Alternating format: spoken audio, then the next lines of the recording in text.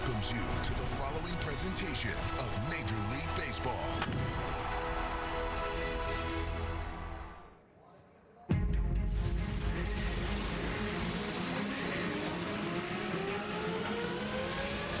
Deep drive left center, gone! Alfonso Soriano done it again. Second home run of the game. A marvelous play. So far, the play of the day by Cabrera. Like it. In there for strike three. Greinke looks like the real deal, doesn't he? That one left field, Justin Upton. And goodbye, home run. And the 5-2 player shows you one of them right there. And Team USA is on the board. Mike Trout at the plate. Here's the 3-1 delivery, and that one's got to be a base hit into right center field. Maybe more than that. Trout set it up. And may have broken the bat, but he gets a base hit. Well, the man they called Tiny has been an offensive machine. No, it didn't take Javier Baez long to put his stamp on the Futures game. A two-run extra base hit for Kyle Schwarber, who's into third. It's 3-1 Americans. Peter Alonso cranks this one to left, and that is way gone. Powered out towards right field. This one going back towards the wall in the stand.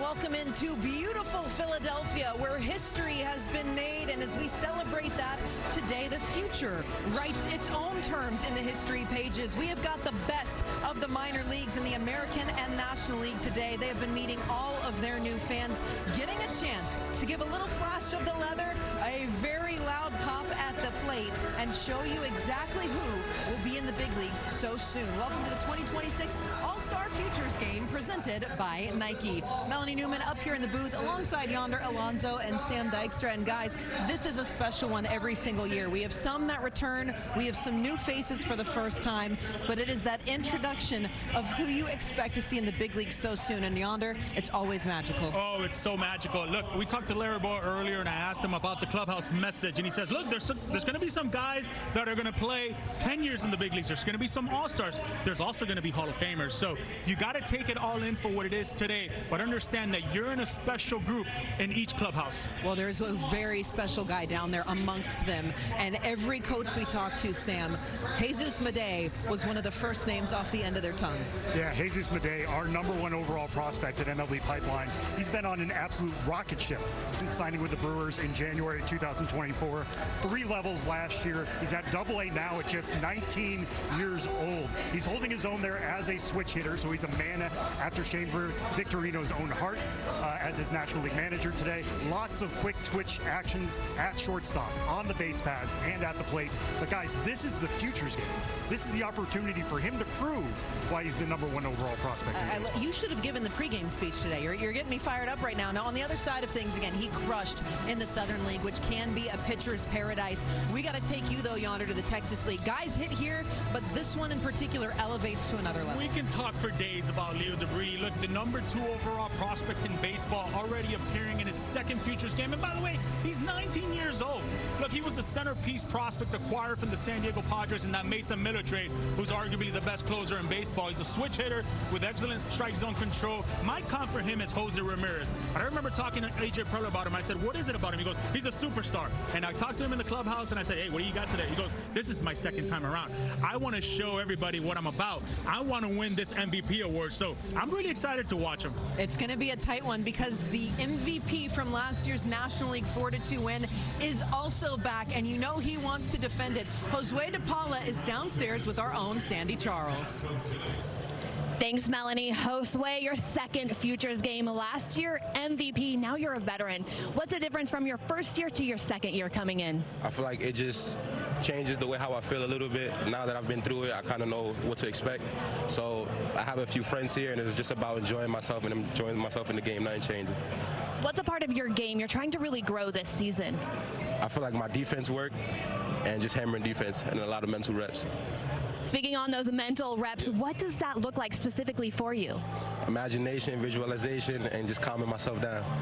Awesome. Thank you so much. Good luck today. Melanie, back to you. So thank you, Sandy. So much talent here in Philadelphia for this one. We are moments away. Lineups, first pitch, and more. It's the All-Star Futures Game right here in Philadelphia at Citizens Bank Park.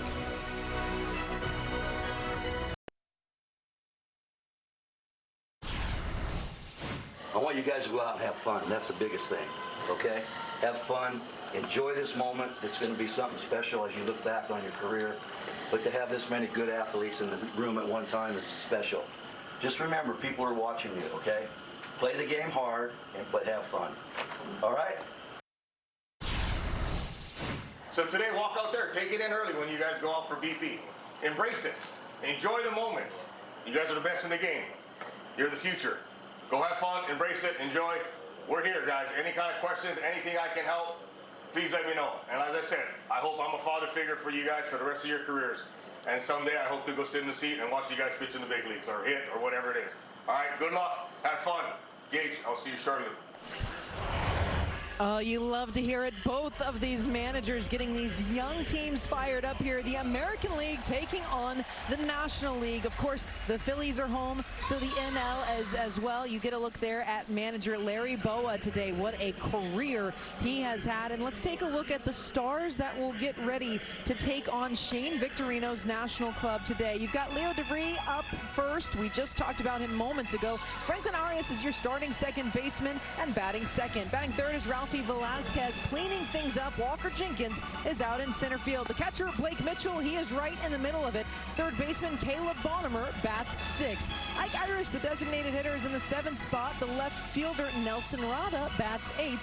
And Theo Gillen, the right fielder, rounds things out for the American League. And on the other side of things, they will be facing Gage Wood. This guy has had a lot of chatter around him, and it feels pretty traditional, Sam, that you're going to have a future Philly get the ball first at what you hope is his future home ballpark. This is the way it should be at the Futures Game, putting the home team in front of the home fans. Gage Wood, the 26th overall pick out of Arkansas last year. Many people might remember him from his 19 strikeout no-hitter against Murray State in the College World Series. What I'm going to be watching for, guys, is a 95 to 97 mile an hour fastball that has a really flat approach angle. He gets almost 7 feet of extension, so he's getting right on top of batters as well with that. This is the perfect opportunity to face that type of fastball. Yonder, you've played in this game before. What do you do when you're stepping up to the plate for the first time in this atmosphere? The fastball is going to be coming at some point in the at-bat. You better be ready for it. We are underway and first pitch swinging. We talked about this earlier, guys. Strike one for Gage Wood. He's got that it too, right? Like, I saw him earlier warming up, and you can just tell, like, he felt like, I'm going to show everybody what I've got. So switch hitting shortstop, and he offers up at 97 here. Nothing in two for Wood. Great job for the Phillies this year. You can see that Philadelphia flair for both of these jerseys. They think he's going to be up pretty soon. I mean, they're talking within a month, which is just absolutely wild to wrap your head around how quickly some of these guys ascend. But when you watch what Wood brings to the plate, you go, I'm not going to be the one to argue. Well, you look at last year, Trey Savage, right, for the Toronto Blue Jays, started the year at single A. Gage Wood started this year at single A in the Florida State League at the Phillies complex in Clearwater. Now he's at double A, skipped over high A completely. Maybe we get to the point where he skips over triple A completely and heads straight here to Philadelphia. He's ahead 1-2 here to DeVries, who puts a drive into this one. A looping ball down into shallow left field, and a base hit will lead off the American League team here. And now a really cool moment for us. These managers not only are keeping their eye on some of the best talent, we get to talk with them as well. And we have got Larry Bowa mic'd up downstairs. Listen, we're underway. How you feeling now that that first pitch is here? I like that at bat, but I got mixed emotions now because this kid's in the Philly organization, and I know he's going to be helping us somewhere down the line here. So, but oh yeah, that baby, we're going to be aggressive now. Okay, so we're green lighting these guys. Is that what we've got going on, Larry? Pardon? We're green lighting them. Oh, they got green lights. They're swinging. We're gonna let them show their ability. This is all about them. Hey, Larry. You know, you've seen this guy on the mound for quite some time. You know he's got a good arm. Was there a little bit of the hitters coming up to you saying, hey, what do you got? What do you got on this guy? I saw the first 2 pitches, and we had to get that front foot down a little quicker. He's getting it up there pretty good. I've seen him since spring training, and as you said, he's made the big jump. He's in AA right now. He's got a chance to be something special. When you're a #1 pick for the organization, you know he's got more than just a fastball. Plus, he's a gutty guy too. Well, we know that you have to love that approach, and that's the thing. We talked about this in your office before the game, but they ascend quickly, but the mentality for all of them is pretty bullish. Yeah, it is. Look at this, boy. Atta baby. Well, that's one thing with Leo DeVries. I mean, you know, he talks about his bat and all that, but already 31 stolen bases. This is what he does. This is why he reminds me so much of Jose Ramirez. Switch hitter, can hit the long ball, but it can also do these things, right? That's a good call right there. He reminds me a lot of him. And I just got to see these guys today, but I'm impressed. I watched BP, I watched Infield, I watched our pitchers. These guys are so far ahead of everybody, and I know why they're playing in the Futures game today. And with DeVries in that first at-bat, swing through the first 2 fastballs he saw, what type of adjustment did you see him make? What? Atta baby. All right. Atta baby. Even at the Futures game, we play small ball, huh, Larry? Yeah, that was it. Good at bat. That a way to start it off. Good job. That's a good at bat right there. That a way to get that run in. Larry, what adjustment did you see DeVries make to get that knock? I couldn't hear that last part. What adjustment did you watch? DeVries falls behind 0-2 to lead things off. What did you see him do? I told those guys that I've seen this kid pitch, and for him pitching 1 inning, look for everything hard. And I think our leadoff hitter had trouble getting that foot down the first couple, but he made the adjustment. Got a nice base hit, stole a couple bases. So it doesn't matter how hard you throw, you got to locate the ball. Ooh, great play. Great play. I just love that, Larry. It's still that old school hitting approach, right? Hey, you've got to get that foot down, man. No question. And you know, when you get to the playoffs and World Series and the big leagues, the difference between winning and losing is doing the little things. You got a guy on third, the infield bat, put the ball in play and get a run on the board. That means they got to get 2. It seems like everything you do wrong in the playoffs and World Series magnified. You give them more than 3 outs an inning, you're going to be in trouble.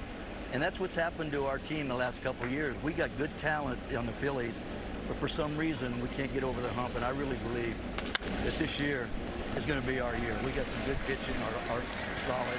So I'm looking forward to it. Well, Larry, listen, your future pitching looks pretty good here as well. We know he's on the opposite side, but you guys are rolling. Thanks for joining us. We'll see what you do the rest of the way here. You're welcome. Thank you very much. Hey, bye.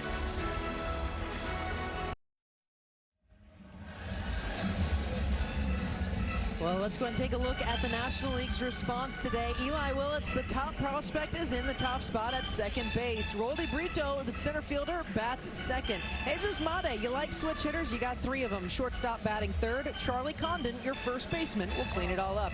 Josue De Paula, you heard from him earlier, is batting 5th in the left field. The catcher is Alfredo Duno to start. Ethan Salas, the designated hitter, will bat 7th. Luis Pena, third baseman, bats 8th. And Edward Florentino, the right fielder, will round it out for the Pittsburgh Pirates representing today. And we take a look on the mound here, and we just saw high heat, Sam, from Gagewood. But Cade Anderson, lefty from Seattle. Mariners can develop some pitching. They can, and they have too much starting pitching at the major league level right now. That's why I think Cade Anderson is starting this game. Otherwise, he'd be in the major leagues. He leads the minors with 1.36 ERA, 160 average against, 0.69 WHIP, and a 41.4% strikeout rate. It's a 92 to 95 mile an hour fastball, but he might have the best command in all of the minors right now. He gets a pop-up here, tracking into the sun. Velasquez overhead makes the out. Willits retired. And we have got another very fired up manager on the other side of things here. Shane Victorino down in the dugout. How you feeling? Great. I mean, it's been fun. It's been exciting. I mean, I know we're down to run, but, you know, it's just cool to be out here with these young kids and just watching what the future looks like of the game. Now, you told us earlier you've got a Hawaiian staff down there because you wanted some good vibes. These kids could be nervous, a lot going on. Tell me about those vibes. No, I mean, it's, you know, it's the way I played the game. You know, something I grew up around my whole life was just go out there, have fun, you know, enjoy what you're doing. So when I was able to put this staff together, I looked at all the guys that I played with and, you know, some guys that, you know, I got to somewhat teach the game and learn the game with. And, you know, I wanted to build a staff, and here we are. So it's been fun, again, as I said.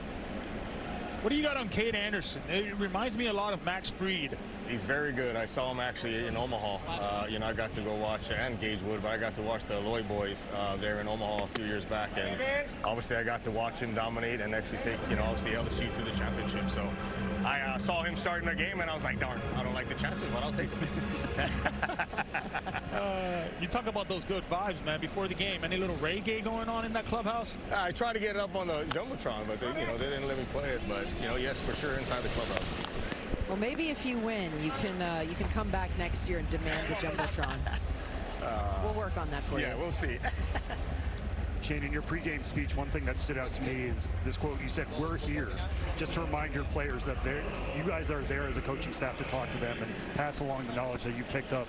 What are some of the questions you've had to answer in the last few hours? You know what's funny? Just one of them just came up to me and goes, "Wow, the ball sounds so different off the bat. You can barely hear it. It didn't even sound like that single was. I know it wasn't a, you know, C, but he's like, it didn't even sound like it was hit."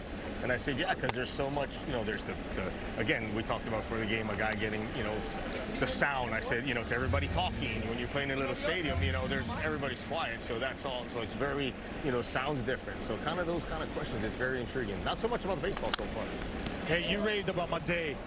What have you seen so far? Pre-game, taking ground balls. You were just loving his actions, huh? I mean, his fluidity is amazing. I mean, it's that. I always say there's that different genetics sometimes in the waters over there, and you know, it's definitely showing here in this kid. And obviously, you know, the reason why he's one of the, if not the top prospect in the game.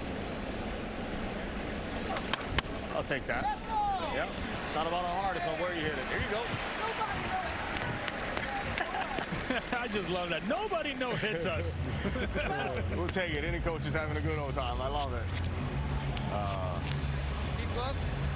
What a beautiful day. I mean, look at all the people. I mean, the crowd. We talked about that earlier. You know, one thing I look forward to is, man, this, you know, it's pretty good attendance. You happy with them so far? You want them a little louder? No, it's going to come. I mean, I know there's something coming after this that they're all looking forward to in that MLB Derby X, but it's pretty cool to look up and see the crowd here so far. I'll take a ball deep, but that's all right. That's all right. Flying, but just not as far as you put a few of them, Shane. You got plenty of game left in this one, though. Thank you for joining us. Talking more later.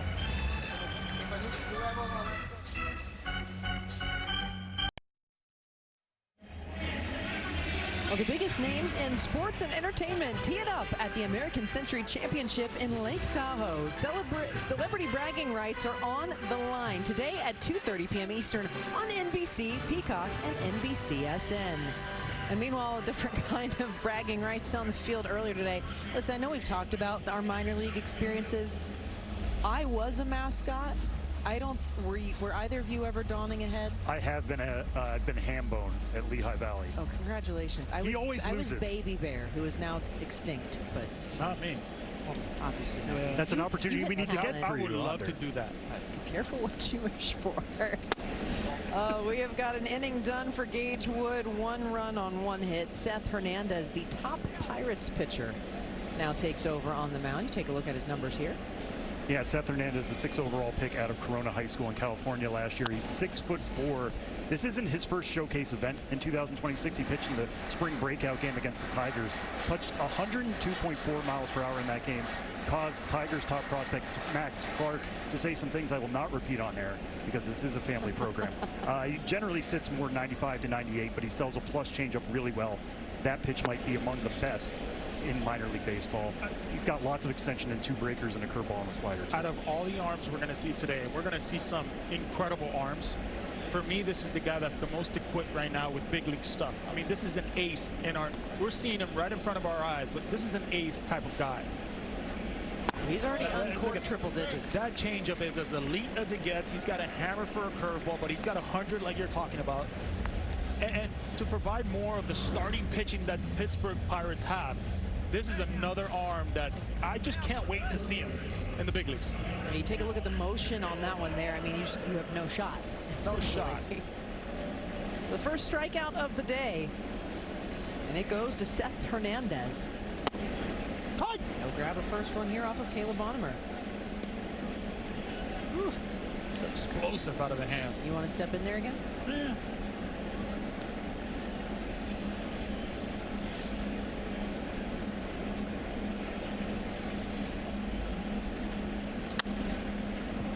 Swung on and sky ball here out towards the third base side. Into the sun again. A little backup jam here for Pena.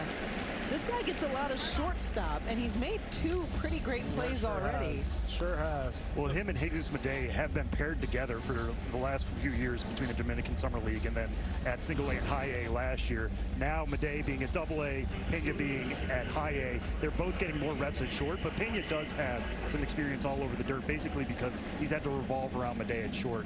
He has the arm for third base, but he's showing a good amount of range here too. Here's Ike Irish, the designated hitter. He, of course, comes out swinging from the left side. I saw him in batting practice. He was putting on a display. I mean, they project him to hit 20-plus home runs. I mean, this guy's got a really pretty swing. He describes it. He said it's just simple and through the ball. A lot of off-season emphasis actually on conditioning and rehabbing his body between outings. And we've watched that grow over the years, that focus on what are you doing between games and taking care of yourself. And he's somebody acutely aware of that this year. I mean, he's had a right wrist issue early on this year. Run hot and cold at times, but has picked up things again since June. Some struggles against left-handed pitching, but against righties like Seth Hernandez, he's got a 9-12 ops on the year. It's 100 out of the hand. Now he's got that devastating changeup to go with it, with that nasty breaking ball with Hernandez. Well, it's a nightmare for a hitter. Looking for a clean inning here, and Irish will even the count 2-2. Now, he was drafted in that tagline of catcher this year. They've kind of focused him on just outfield and first base, and he said it's not that it's done. We're just putting it on the back burner so I can let the more important tools I need kind of come to the front. Foul ball past Michael Bourne. Yeah, when the O's took him 19th overall last year out of Auburn, you were buying the bat, right? Like, you were trying to get him in the middle of your lineup as quickly as you can. And by allowing him to fully focus on the bat, yeah, maybe you fold catching back in later. Maybe he ends up being like an emergency catcher. But I think the fact that the bat is what's going to move him from High A to Double A, eventually to Baltimore, that's the big focus these days. Ouch. How do you recover between a pitch when you drill it off yourself? Whew. Take your time. Problem is, you've got Hernandez that can see that. I mean, this ball just hits off his cheek. It's not fun. It's bright, it's hot, and you're facing 101 miles an hour.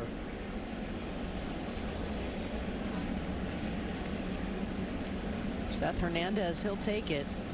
Easy to see why they went with a prep pitcher here when we know that those can traditionally be such a gamble. What I like most about Irish so far, how he's able to slow down the at-bat. That's a veteran presence in the box. It just feels like. Well, he gets him here. 99 from Seth Hernandez. Flummoxes a clean top of the second here. We'll see if the National League can respond down 1-0. Well, tonight, Caitlin Clark and the Indiana Fever collide with Asia Wilson and the Las Vegas Aces on Sunday Night Basketball. Coverage begins at 8:30 Eastern on NBC and Peacock. Just a stunning day here in Philly. Initially, a couple days ago, some threats of rain, no dice, sunshine, and these guys are loving it. We've got a new pitcher on the mound, Cade Anderson-Dunn, an inning and a hit to his line. And not to be confused now, Caden Scarborough will take over, another righty this time from the Lone Star State.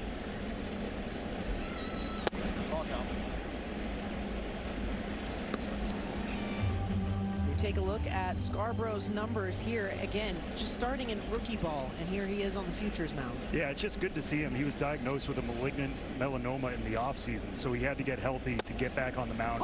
3.42 ERA, 27 strikeouts in 23 and 2/3 innings at high A so far this year. A low release with good extension from that 6'5" frame that we've already seen. His velo was down a little bit early in season, but he's been 93 to 95 in the past.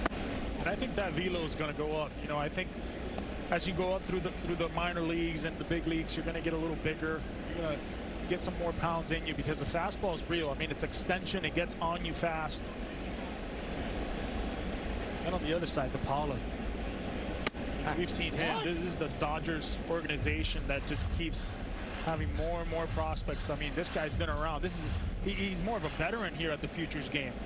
He would be my pick to win the MVP and repeat. Nobody's ever repeated as that's MVP not award. fair. The guy knows how to hit homers in this environment. Listen, life's not fair. Oh. And DePaula spoke with Sandy earlier, and you could tell he had that same grit. He knows he's here. He talked just like you, Yonder. He said, I'm more comfortable this time. I'm going to take in those little nuances. And right now, he's looking to even the score. He's got such a lower half that's so quiet. And he wins out here. Scarborough gets him another strikeout. And meanwhile, we've got Sandy Charles downstairs with Cade Anderson. Yes, thanks, Melanie. Cade, your inning is done. How much fun was that out there today? Yeah, just a really good experience, obviously, to be playing with these guys around me. Just trying to take it all in, honestly. I talked to you earlier, and you mentioned every pitcher has a unique prep. What is your unique prep? Yeah, I think I really like to go on walks and stuff, and really just try to dial it in from there. I've gotten to learn from so many guys along the way. Obviously, I got to be around Skeens a little bit, so that was a really cool experience. Awesome. Thank you so much. Good job today. Melanie, send it up to you. Yeah, it's amazing because these guys, you know, starting pitchers, you're always taught save the bullets. You want to make sure that you can work through those 5-6 innings. You're kind of in relief mode at this point. A lot of these starters are going to be coming in as relievers today. We're hearing about 25 pitches is the range because obviously you've still got a good chunk of the minor league season to go here as well. And you've got a lot of guys you want to show off. You want to make sure everybody gets out there and gets in front of the fans. That's what one thing Larabelle said, right? I need to get everybody in the game today, no matter what. Even if you've got some extra arms in there just in case. I wouldn't necessarily see this game as an outing where you're going to have 25 pitches. It'll be a little bit quicker than that. And so far it has been. Ethan Salas on an 0-1 here, and he finds the infield, gets it past, and that'll be another base hit. This time, can they do anything with that 2-out knock? He's a guy that, you know, early on he was essentially a teenager, right? 16, 17 years old, but his bat has taken off this year. I mean, this guy was a guy that they knew him as defensively was going to be great and outstanding, but his bat this year in Double-A has been fantastic. Look at him see this pitch. I mean, all the way deep, hitting it where it's pitched. San Diego is very happy to have him and, you know, not trade him, right? A.J. Preller in his history has traded a lot of their top prospects like Debris. They've kept Salas. They think that the ceiling is incredibly high. Yeah, he was one of our most difficult guys to try to figure out in the offseason and asking people in the industry, how do you view him on a top 100 list? Because he signed for $5.6 million back in 2023, was really well known all across all of baseball because of that hit and defense. Pena drives this one in the air out to left, and an easy out for Rada. They extinguish the threat again. It's the American League 1-0 through 2 in Philadelphia.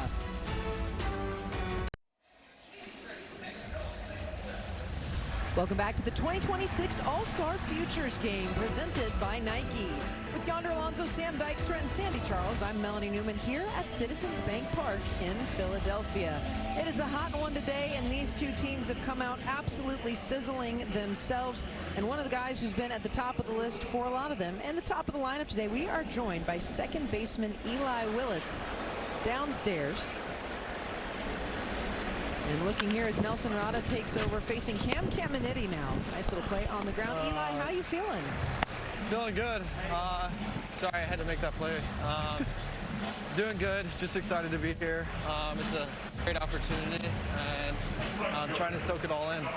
We'll make sure if you get another one your way. We'll just listen. Eli, 1 year ago, you were going first overall to the Nats. Now you are here on this big stage. Just describe what this last year has been like for you and how you feel like you've grown the most. Yeah, it's been great. Just to have the family in my corner, to go on this journey with me, and just an unbelievable experience for us as a family. And I feel like just maturing as a human and growing and getting older and getting to know a bunch of older guys has really helped me, especially in the clubhouse and on the field. Has it hit you yet, though, like the guys around in the clubhouse, the coaching staff, this, you know, it feels like they have over 100 years combined in the big leagues. Has it hit you, the people that are around in that clubhouse? Baby. Yeah, for sure. I mean, you got guys that have been around the game for a long time, and it's just such a blessing to be able to come to this event and play with such great players and be coached by such great coaches. Eli, your dad, Reggie, takes the Sooners to the World Series. You were thinking about being a Sooner. You end up following in the pros. Obviously, he's been there too. What was his best advice to you? It's always just go out there, play, and have fun. At the end of the day, no matter what you do, it's just a kid's game. So you go out there and you try to have fun and just enjoy it while you can. Hey, so far, what's the coolest thing that's happened to you here today? Today? I mean, just like hitting BP here, and then you look around and you're playing in front of 20, 25,000 fans. It's just an incredible atmosphere here, and just to be able to be a part of this game is just an incredible honor. Man, I really thought he was going to say eating the cheesesteaks in the clubhouse. Eli, I know you're on defense now, but just to talk a little hitting with you, when you were taken first overall last year, I think some scouts were wondering how the power was going to progress. We sit here now, early July. You already have 12 homers. 6 of them have been at the high A level. How have you allowed that part of your game to play so early in your career? I think it was just getting into a good organization like the Nationals. They helped me tremendously. The hitting coaches, staff has been incredible. And I think it was just another step in my development, and I'm just excited to have them and my father in my corner. I think between the two of them, I'm in pretty good hands. Well, there you go. Listen, catch a breath. We love that you joined us. A little inside the thoughts here from the infield. Have fun today. Yeah, thanks for having me.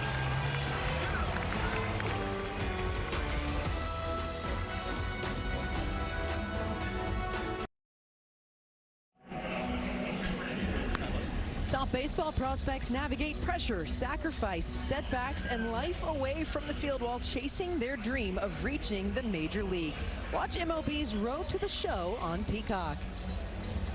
Well, all of these guys in the middle of their own road to the show right now. A new pitcher on the mound taking over the righty, Nolan Perry, representing the Toronto Blue Jays. Nolan Perry, arguably the breakout prospect of the year on the pitching side. He wasn't even ranked among our Blue Jays top 30 coming into the year because he was coming off Tommy John surgery. Showed off a velo bump up to 93, 95. Also has a slider and a curveball. Talk to anybody with the Blue Jays, they're going to bring up the fact that he's finally found a mid-80s splitter. So he's got something he can use against lefties like Edward Florentino up to bat right now. Member of the South Atlantic League right now, and sees a fastball at 95. Yeah, you see Florentino, though, it reminds you a lot of Riley Green. I mean, it's just that big uppercut. Power is going to be there. It's elite. Ouch. He added muscle this offseason. That's not really going to soften the blow there. We definitely don't come to the Futures Game and think you're going to get plunked. That's for sure. Do you go, but look, I got on base. Sure. I mean, he's trying to go in on him. At least he got him on the better part. Seems okay. That is also true. Guy who came in has worked really hard to show the Pirates he's got some flexibility. Going to more than just first base. He plays a little bit of the outfield now as we're back to Willits. You look at Willits, the other guy that was here last year, Weatherholtz, like he's got a little bit of that in him. Has a good approach with the strike zone, can hit to all fields. See if he unloads here 2-0. Good time to do it. Still trailing 1-0 to the American League. Runner takes off the throw, skips past second, and count that a stolen base. Thinks about third, but Florentino makes it worth his time here. Into scoring position for Willits. You guys are saying you're not looking to get plunked when you come to the Futures game, but reaching base is an opportunity to show off another part of your game. Florentino is an above-average runner. He didn't even have a great lead. No. And the speed was, he had no chance to throw him out. And he got hit by the throw, by the way. So he might take the Futures game personally for the rest of his life, as it's a 3-1 here. Like Willits, he was trying to think about challenging that call right there. Yeah, these guys are starting to come up with a different era of the game. The challenge system becoming second nature to a lot of them as he stares down a strike from Perry. Yeah, Melly, that's one thing I've seen from all these young guys that are coming up right now to the big leagues. They have such an awareness of the strike zone. It just seems how unique it is. When I came up, there was none of that. There was no strike zone approach and understanding. You're seeing all these young guys. Some of the best in the ABA's challenges are all rookies, young guys. Yeah, it's just becoming something that they're used to at this point.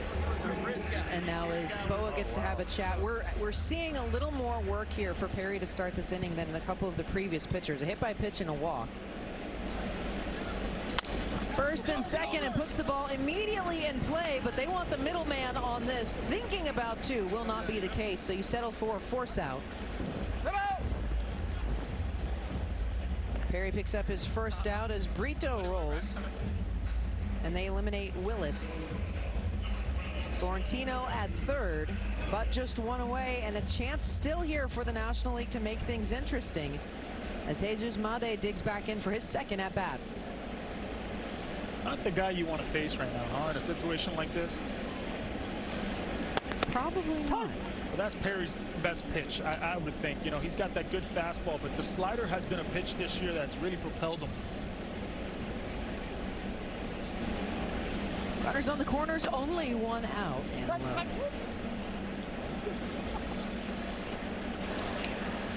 I wonder how much it's in the back of Made's mind right now that Leo DeVries, right, the #2 prospect in baseball, has a base hit and a run scored. This is your opportunity now for you to get on the board and go tip the cap. Runners going, ball in play, and they break up a little bit of the action here. The only play is to first, but it gets the job done. The National League brings one home, and we're tied. Well, that's just getting it done right there. I mean, but it also tells you the athleticism of both sides on these teams. It's speed, speed, speed first, right? And then after that is contact approach. See Billy Wagner right there. Then you've got this guy, Charlie Condon. The power is unreal. And trying to go again. The speed gets him this time, though. National League uses it to their advantage to tie it up, and as he gets a laugh with Teixeira, it'll end the third, but we sit at 1.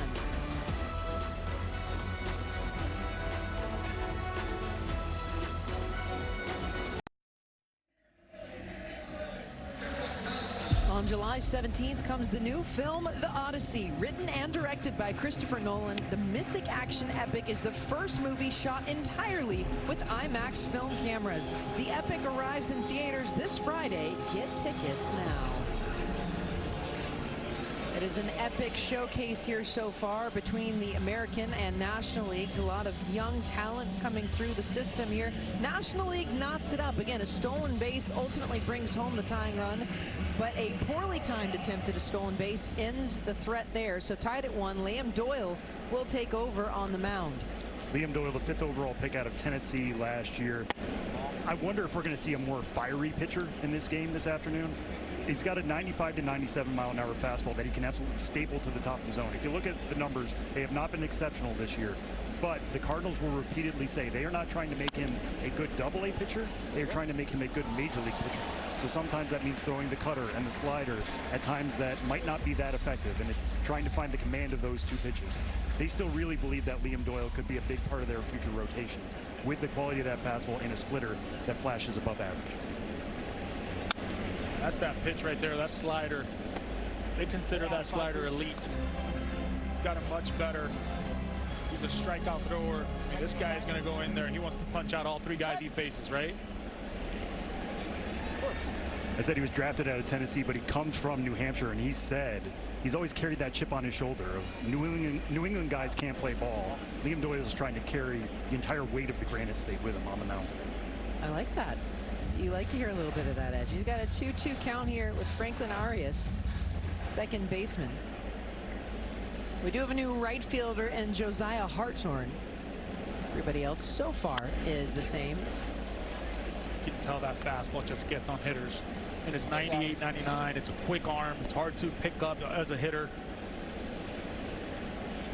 I really like that the Cardinals are taking their time with him and understanding that the future's in the big leagues, right? It's not in Double-A, trying to make him an elite Double-A pitcher.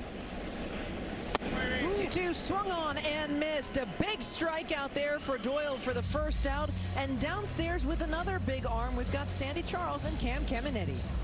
Yes, thank you, Melanie. Cam, how good did that feel out there today? That was amazing. I was a little nervous at the start, but it was good to get out there and have some fun with the boys, and I'm super excited. Could not tell you were nervous at all. I understand you recently added a cutter. Why? Just getting right-handed hitters out, just add another weapon to get them off my fastball, and it's been showing this year. Awesome. Congratulations. Melanie, we'll send it back up to you. Yeah, you know that ending a clean inning with that little exclamation of a strikeout has to feel better. No doubt. You're going out here and doing your thing, and then you finish it off with a punchy like that. Oh, yeah, that feels great.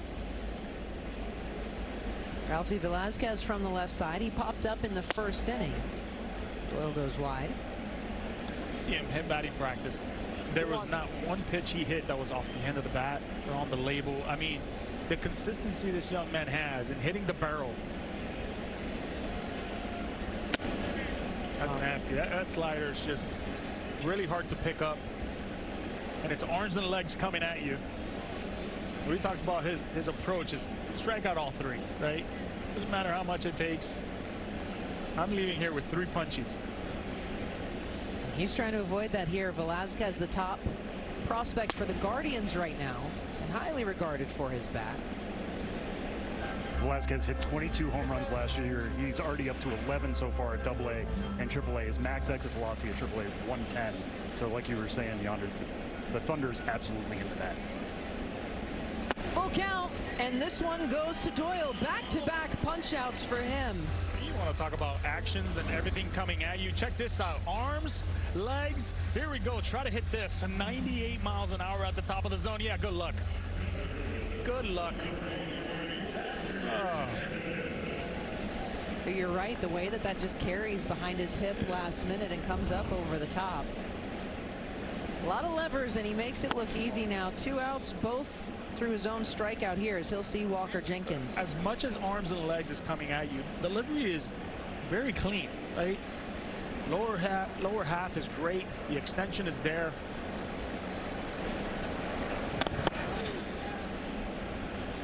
You can hear this. Listen in at the plate now. Walker Jenkins mic'd up. We'll talk to him in just a little while.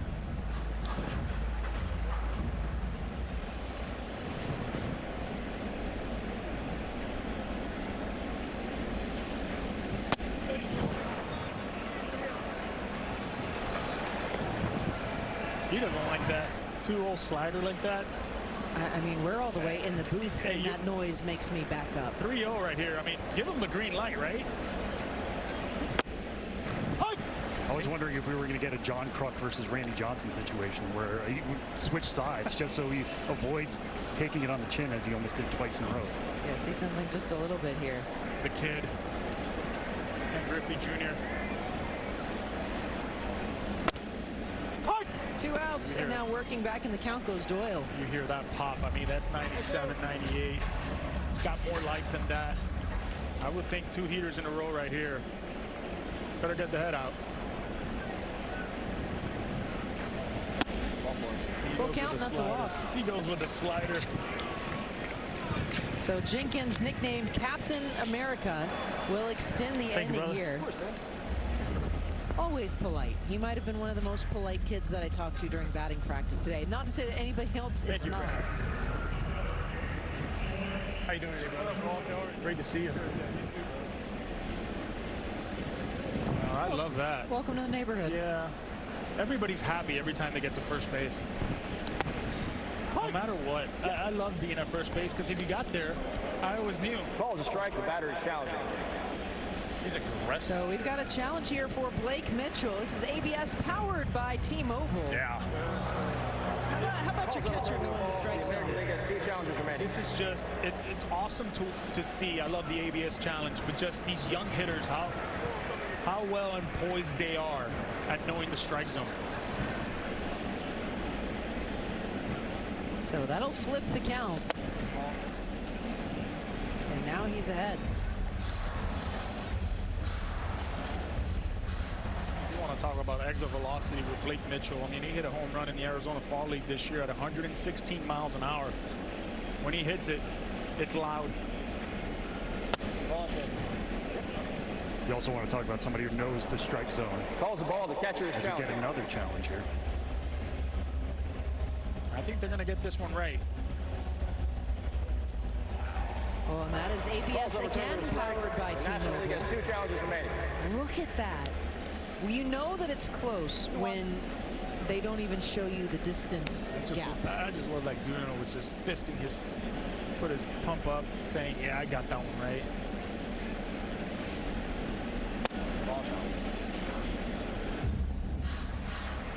Is this something that Doyle has kind of struggled with this year, right? The walks are a bit high, the strikeouts are extremely high. It's the command. Sometimes you think of control and command as being one and the same. They are not necessarily. Command is where you are able to place the ball anywhere.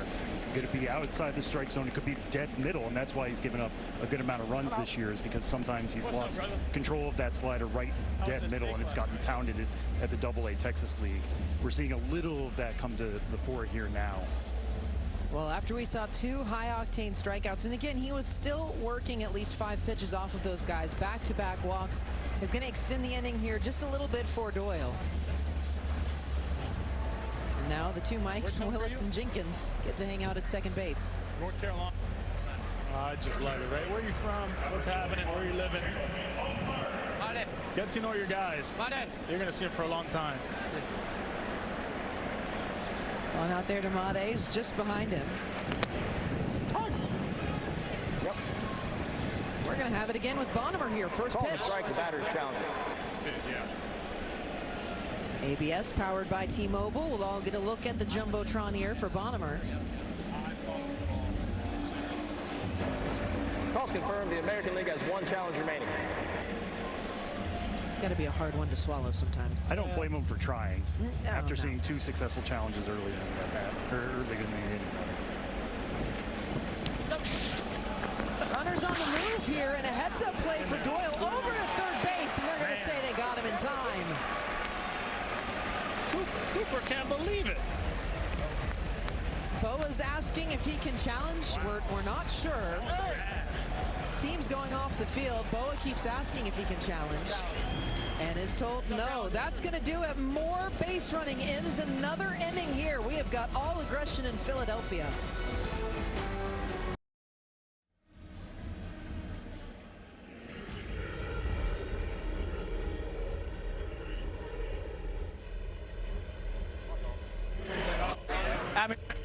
Kidding me, Gage? How was that steak last night? It was amazing.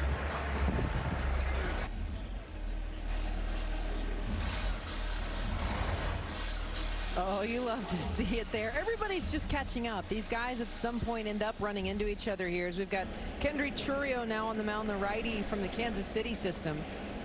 He'll get things started with Charlie Condon, who was in the middle of his at-bat when everything came out. And of course, you just heard from him.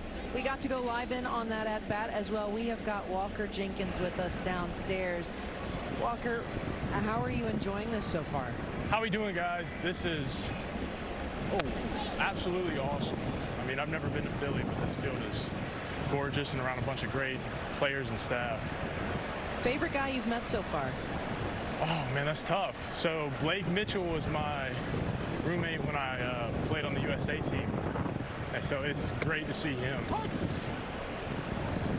And Walker, we got to see a little bit of it and hear a little bit of it. You and Eli Willits kind of introducing yourselves to each other. I mean, how does that work, both in game and just in this environment? AL Clubhouse, National League guys, all that. Yeah, man, it's awesome. I actually kind of jumped him in the elevator last night and was like, "What's up, bro?" And he's like, "I'm going to get some steak tonight." I was like, "Awesome, you have to let me know how it is." So then we were kind of just finishing that conversation there. I want to go back to obviously all the people that are in that clubhouse, but have you taken it in, just the amount of just stars that will become superstars in the game? No, are you kidding me? I'm like a little kid out here.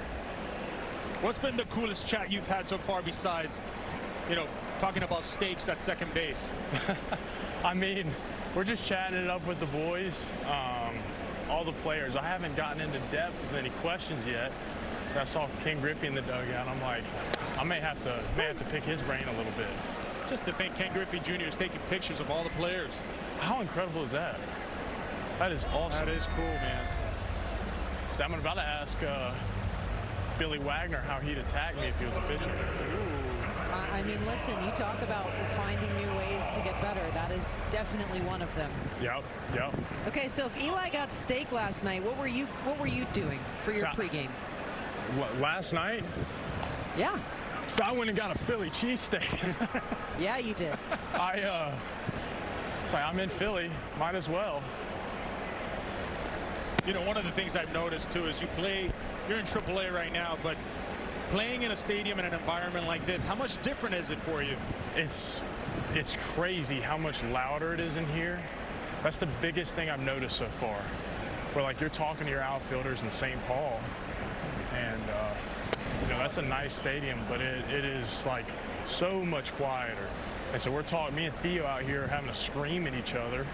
You know, I'm making sure you can hear me, but that's the biggest difference that I've noticed. How do you like the noise?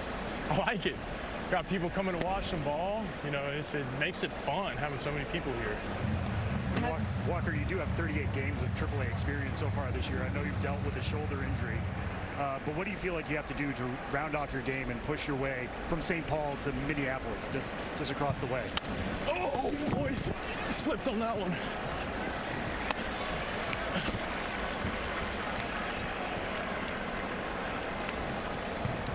Come out!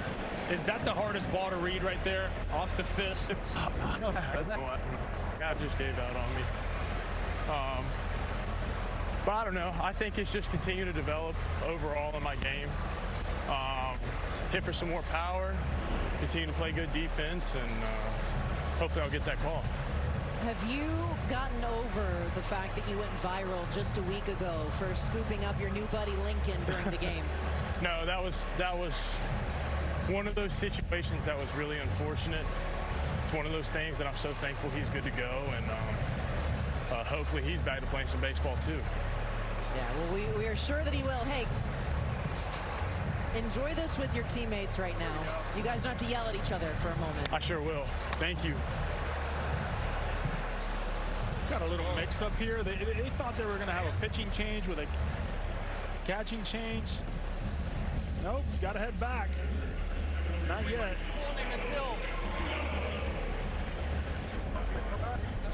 This is his last hitter, right? Sammy. Everyone. They were ready to go. If we make a change, is the other catcher going in or not? No? Oh, he is? Okay. This is the hard part about how many different buttons that are going on in this game. This one's coming back our way. Yonder has no glove. We're toast. Good hands. Hey, I don't need a glove. I got you guys. Okay, I'll take it. What Alfredo Duno, huh? Back to back. First at bat, hit a long fly ball to center field on the first pitch. He was hacking on his second at bat. Churio's still working here, and as you just heard it, his last batter, he gets him to absolutely go after 98, 0-2. When you find out that, hey, we were thinking of taking you out, but we're going to let you face this next guy, I feel like you're really ramping up to get to that 98. I'm with you on that. You know, Duno reminds me a lot of Salvador Perez. That's some comp for me. Cincinnati's got a special one. Runner goes again. This one fouled past Adam Jones. He was in high A this year to start off. Now he's in double A in Duno. Asked him, hey, how much weight have you dropped? About 25 pounds from last year. It's like, how has that helped you? Well, flexibility-wise, my hips, you know, after games, I don't feel sore. I think people expected him to keep growing and like continue to fill out that frame. The fact that he's become more athletic is a major point in his favor. On the ground here, coming in on the infield, a little trip there at third, but they'll get it over in time. And as we see Churio circle here, we'll double check with Boa. And as he heads out, this will be a pitching change officially. So the first mid-inning change here for these guys. Walker Jenkins mic'd up again in center field. Thank you so much for letting us step into your world today. We've got more when we return in the fourth in Philadelphia.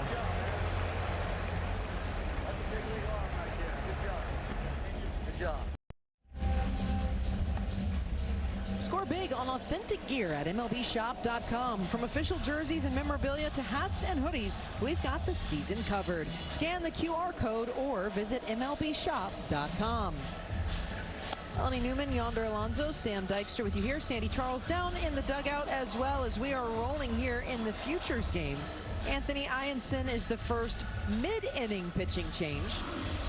When you take a look here at his numbers, he's elevated to the Portland Sea Dogs so far this season. Ianson, a third rounder out of LSU last year. You might remember him as the starter in the College World Series clinching win against Coastal Carolina. He showed up touching 100 in a spring breakout game in the spring. His mid-80 slider is plus. It's good to hammer on his curveball as well. He's been working with a splitter and a cutter to fill out his arsenal. He's right up there. We were talking about Nolan Perry as maybe the breakout pitching prospect of the year. Ianson absolutely belongs in that conversation. On Hill and Harrod, a runner at second. Josue De Paula as he comes inside to Ethan Salas. Ethan Salas with an absolute rocket the other way. He's in for a treat here with Ianson. Touch up to 100 miles an hour on his fastball. Throws that cutter, throws that good split. Well, of course, he and the starter, you're kind of happy they're probably on the same team, but with Cade Anderson, both a member of those Bayou Bengals, they don't have to be rivals just yet. They can have a little reunion, a little moment to connect and see how things are going. Thought we were going to see a challenge there. Listen, we've had three. I know you're geared up for him now. Look at that. That is so impressive. Really big arms that we're going to get to start seeing here in the next couple of years coming up. 2-1 and 2 out. That'll be back into the stands. You were talking about Ethan Salas in that first at-bat. He really comes into this game with something to prove. He's had a great first half at Double-A San Antonio, but he had a back injury last year that limited him to only 10 games. That caused him to fall down prospect rankings as people were trying to figure out who he is. And right now, he's pretty much back to where he was 2 years ago. Exceptional defender behind the plate. All the hitting metrics are back. He's still only 20 years old. It feels like we've been talking about him forever. That's what I'm going to go. It feels like he's been 18 for about 5 years, right? He was drafted so young. He's 20 years old. He's got deuces wild here, and inside he'll force a full count with Salas. That's the one thing for me that has taken that next step is his approach, right? A couple years ago, we probably would see him swinging at that. Now he's got more of an idea of the strike zone. But the power is going to come. And that's ball 4. That's a rarity at a Futures game, right? Getting the walks, but it tells you how good these hitters are, understanding the strike zone at such a young age. Impressive. Because everybody wants to come here and swing the bat, right?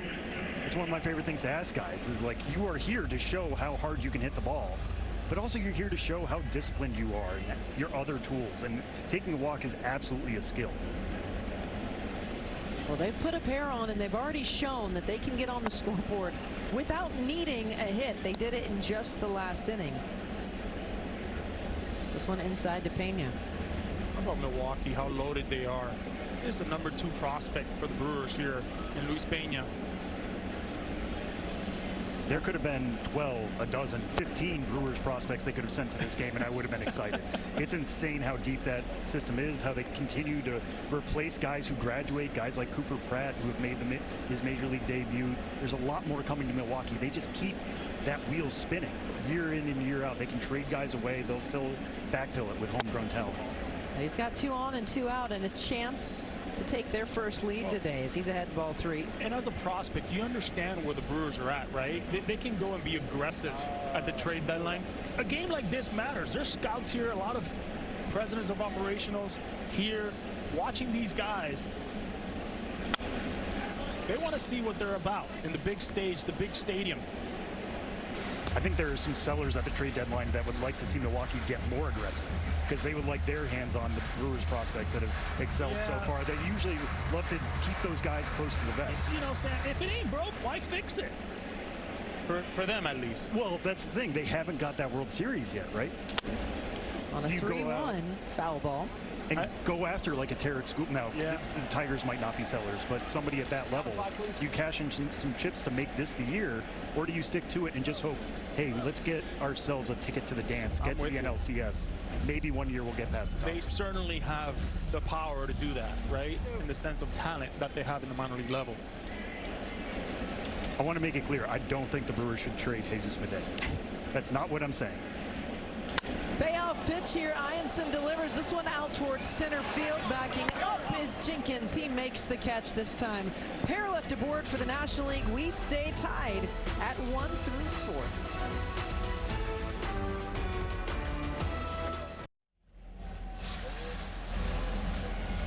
Play Ball is baseball's global youth initiative to highlight the fun and accessible ways to play our great game. To learn more, including how to find a league near you, scan the QR code or go to playball.org and follow Play Ball on X, Facebook, and Instagram. Certainly maybe a fever dream if you're playing ball and there's an ostrich in the outfield, but we have had fun galore here today at Citizens Bank Park. All the young ones getting involved, getting to see some guys who don't feel that much older than them, who could be on the doorsteps of that same childhood dream, and taking over now on the mound, the Padres' 4th overall prospect, Cash Mayfield. The Padres have definitely developed a theme in recent years, taking high school players at the top of their draft. They just took their 10th straight high schooler at the top of the draft. Cash Mayfield obviously plugging that in himself, a 25th overall pick in 2024. Fastball is usually just around 90 to 93, but he has added ride to it this year. The standout pitch for me is a low 80s changeup that really looks like the fastball until it's just late enough and guys swing over the top. Yeah, one thing about him as well, Mayfield, doesn't walk anybody. He goes right after you, right? Fastball, slider, change. And on the other side, Bonnemer, man, he reminds me a lot of Bregman. Right? The way he mechanically how he is, very stiff and very still. Then all of a sudden he gathers and loads and just explodes on the baseball. Big body, power's there. 22 home runs already on the year. 2-2 to Bonnemer on the ground. Charging in from third, Pena over to first. And a nice little dart in time, 5-3. Third baseman retired by his counterpart, one away. I feel like Luis Pena has been the busiest person defensively today. And again, he's mostly played shortstop this season. He's sliding back to third base just for the opportunity to start. Good strong throw across the diamond.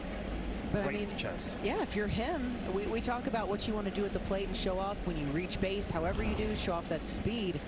I mean, he's got to come home tonight after this one and go, I crushed it on defense. Well, and that's what the game speaks on, right? It's not just one position you can play. I mean, you tell the managers now in the big leagues is how many positions can you play and how good can you be? That's where the game's going right now. I mean, you can play short, you can play second, you can play third, you can play in the outfield. That'll get you in the lineup every day.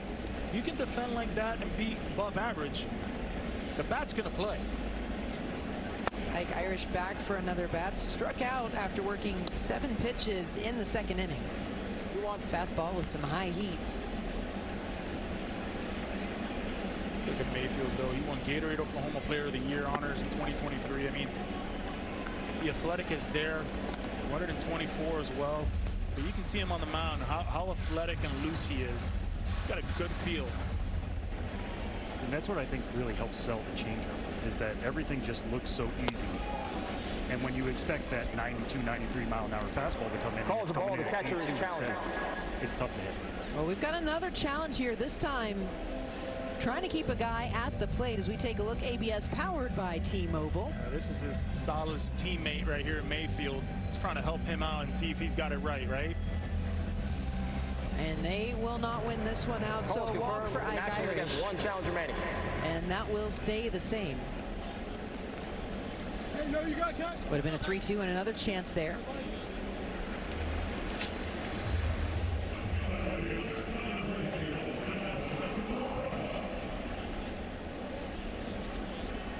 So here's Nelson Rada, who ground out the first pitch he saw off of Caminiti in the third. And I love this, the honesty that Larry Bola shared with us earlier, as he said, there's so many different facets. You could spend all day talking about how the game has changed, but the one in particular, and today very exceptional. When they came up, they were used to seeing maybe 2 pitchers a game. He said these guys are getting ready for 4 very, very different arms in a regular day once these starters are on average leaving in the 5th inning. And the quality of stuff is different, right? You might be getting different angles. You might get somebody who's throwing 98. You might get somebody throwing 95 with ride. There's so many ways you have to be adaptable in today's game. 1-1, runner goes. Sky ball back beyond the infield, glove overhead and tracking, and no one's got this one. So they'll throw it over to second base as Mayfield was signaling to take care of the runner. And a tough situation there. You're stuck. Ike Irish is going to exit the game. No man's land.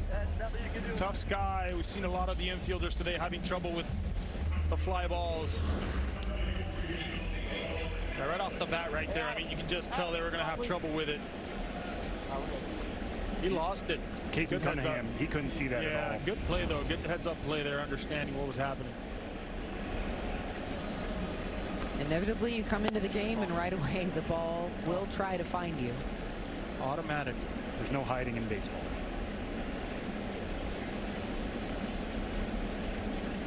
So Theo Gillen gets his second chance here, the right fielder from the left side.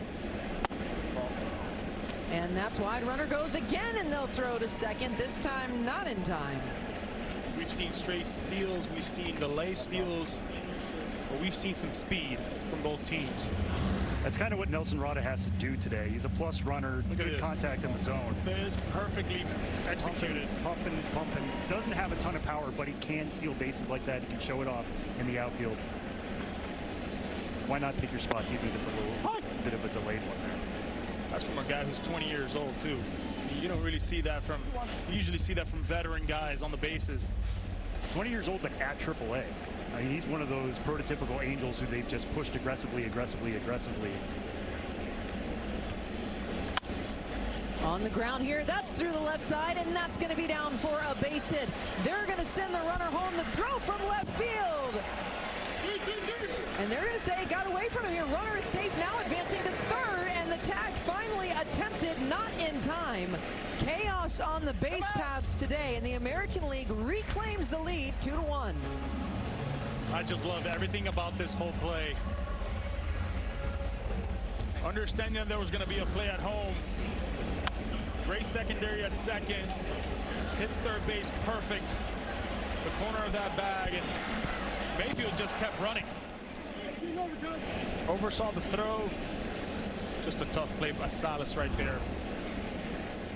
So here's JoJo Parker, who came in on defense earlier. Runner at third. Strike one.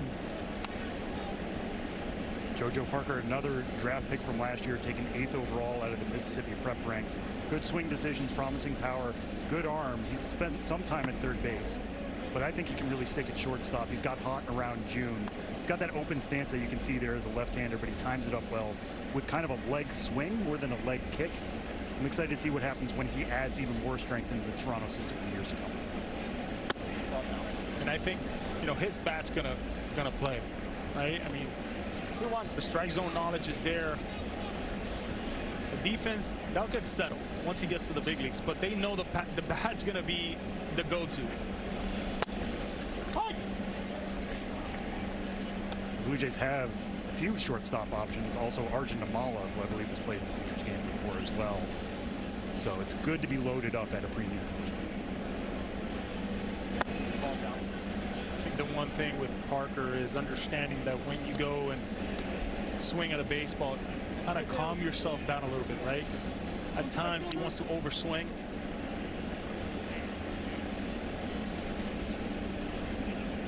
Two outs, runner still hanging out at third base, and on the payoff here, Parker pops it foul.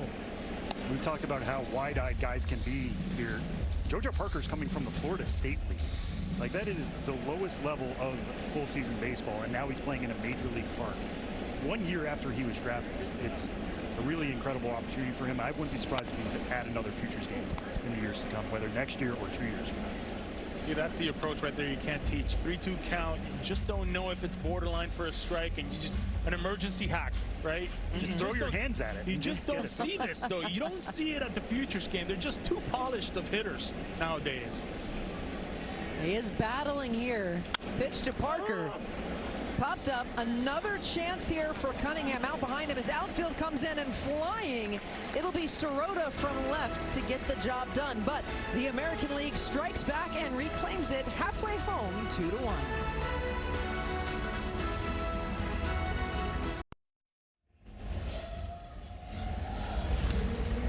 Back to the 2026 All-Star Futures game presented by Nike.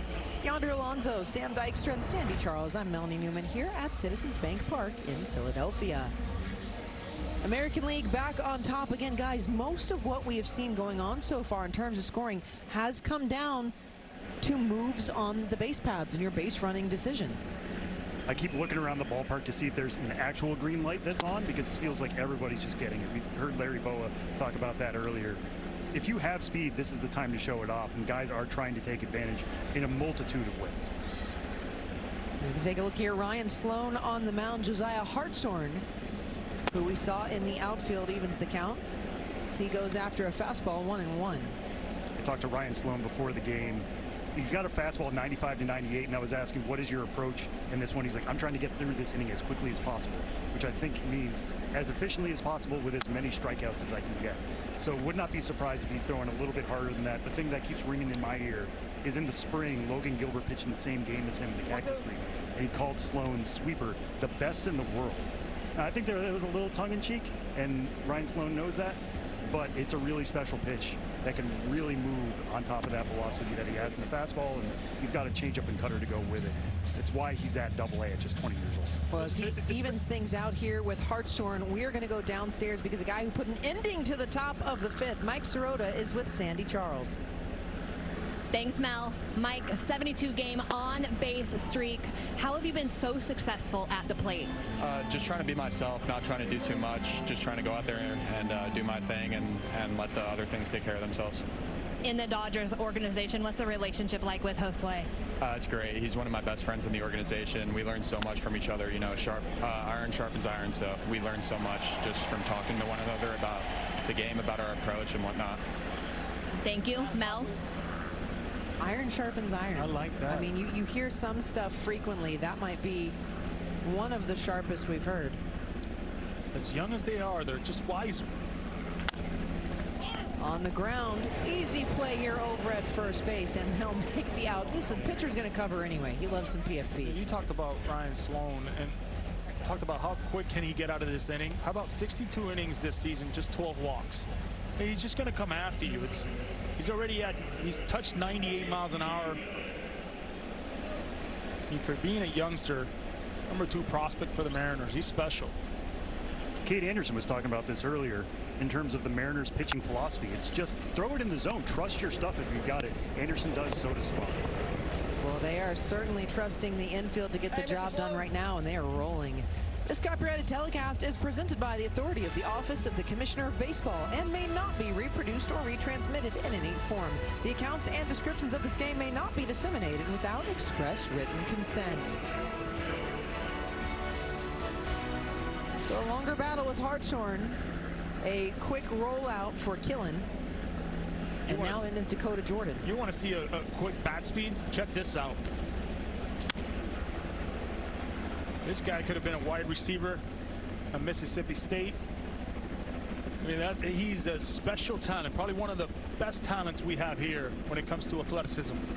There might not be a hotter hitter today, because in his most recent game at High A, he hit 3 homers on Friday. And he's got 30-30 upside. That's what the Giants think of him, right? 27 bags and 30 tries. I mean, when he gets on, he's going to run. But yeah, his hot bat right now is fuming.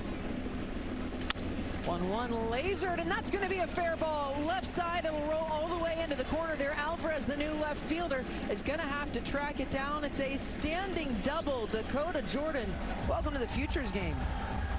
Well, we know he generates a lot of exit velo with that swing. And how fast his hands are. But look at him stay on this right here. Just stays on it. Well, you talked about it, right? Being a hot bat right now coming into the Futures Game. But how about the speed? That's what I like most about him. We've seen a lot of speed. Watch this. He can just smell the double. That is fun. That was easy. All the confidence in the world for Dakota Jordan coming off that 3-homer game. He has our first extra base hit of the afternoon, putting it in the corner, getting to show off a little bit of that power with an exit velocity of 97.4 miles an hour, and like you were saying, Yonder, that speed, stretching that into a double. And here's the beautiful thing, right? You got Jesus Mate. There's speed everywhere, so an infield single is possible. We can see a play at home plate. Well, with Madej right now at Chancing, and we've talked about this bat and how much he has been an impact already. He's got eyes on him for days. He's got an opportunity here, another 2-out situation for the National League with a runner in scoring position to knot it up again. They've out-hit the American League side. They just haven't been able to cash it in.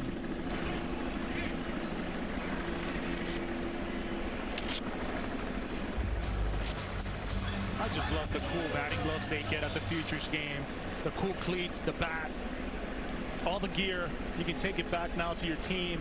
Yeah, getting to talk to a lot of the guys today. That was one of the first things. You asked them, what's the cool part? And they go, oh, the gear.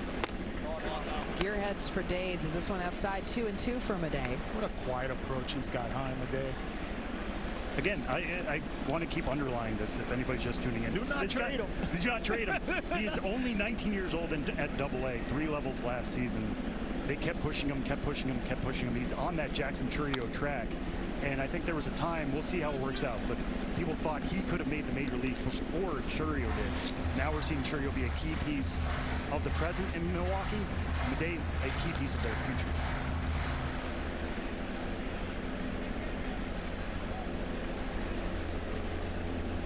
Two outs, runner at second, and down 2-1. Swung on, high ball out towards right center field. Circling in comes a pair of outfielders, and crossing out in front goes Gillen to take this one in. Another chance, close but not yet. AL up by a run, and they'll be up next.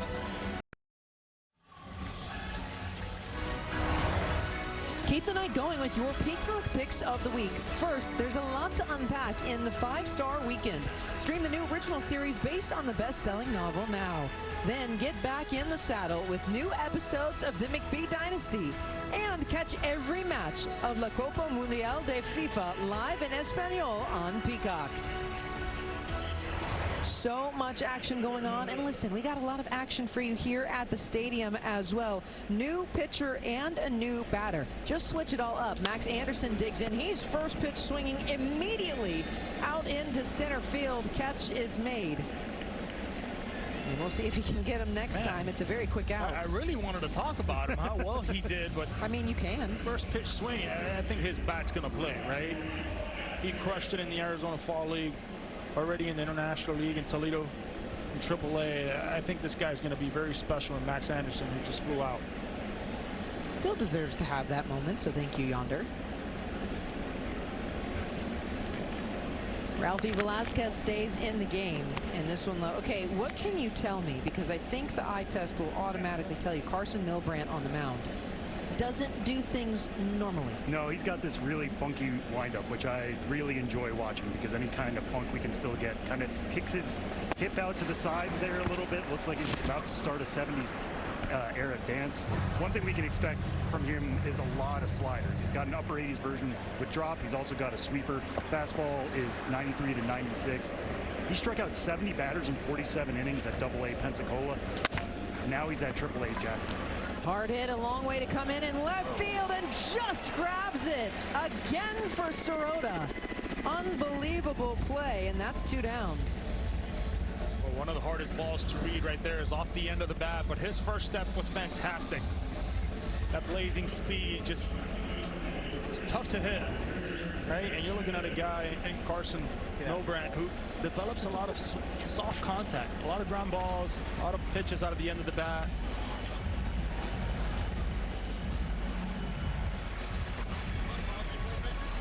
Hey, not a bad day. Good job, kid. Good job. Thank you.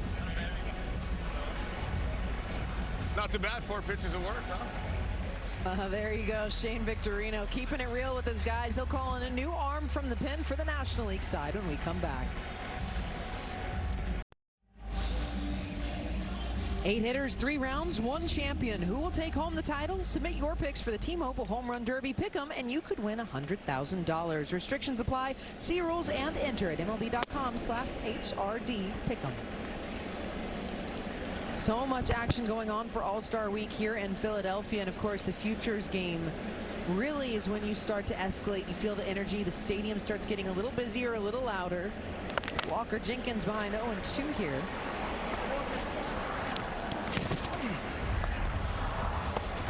We'll take a look at it here and what you can expect. Of course, just this week announcing that Bryce Harper and Kyle Schwarber would be participating, so you know this place is going to be loud. I feel like Schwarber has to be the favorite. Not just the hometown favorite, but he knows this park. He's going to be playing to the crowd. He knows how to hit home runs. We saw that in last year's Derby in that type of setting. He'd be my pick. Harper has won it as well, so you can't go wrong with either or. Either one.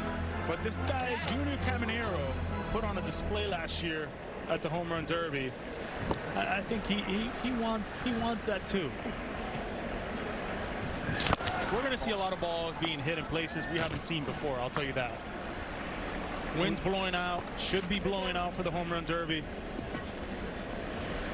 Well, and with Sarah Lang's a great stat. Less than 5 guys have ever won it representing their home park. Harper did it at Nationals, and Walker Jenkins talking about Home Run Derby. This one foul, but into the stratosphere before it finally comes back down. He's, of course, facing the new pitcher for the National League side, Winwei Pan. Phillies prospect out of Taiwan. He's coming off Tommy John surgery that knocked him out for all of his 2025 season. Mid-90s fastball, mid-80s split. He's got a low-80s slider as well, trying to go to it there. Not quite working against Walker Jenkins, who isn't going to fight. But one thing I like about Pond is that he's got a hesitation. He might not show it with a runner on now. Quick once he gets going. But he's going to mess with your timing. And he's got a long arm action too. It's going to work out. I just love that. I just love that talk.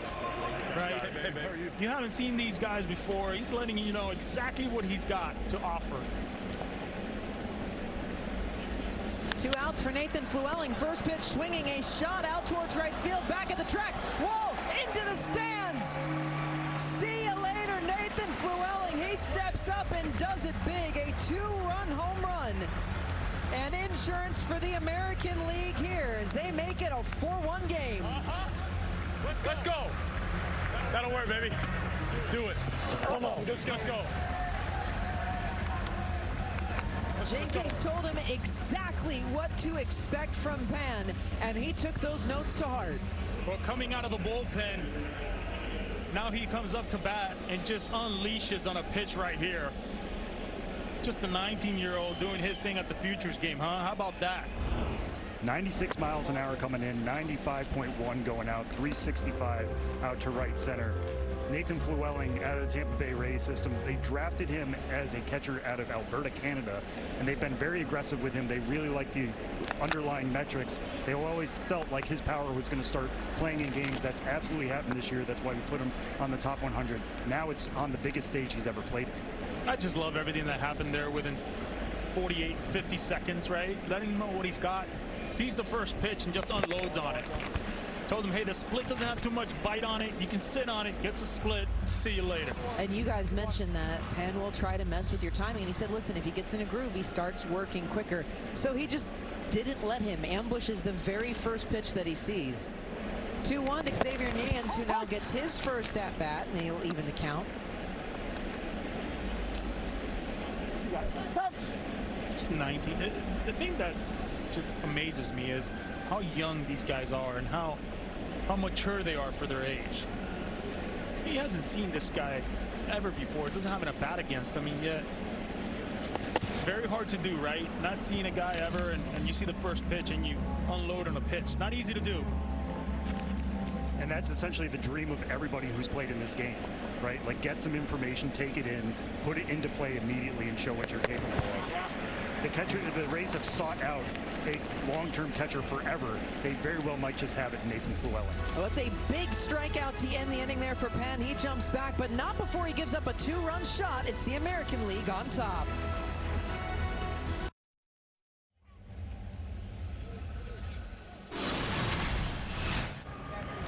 Paula, ¿te tiró buenos picheos? Oh, yeah. What up, bro? How you doing?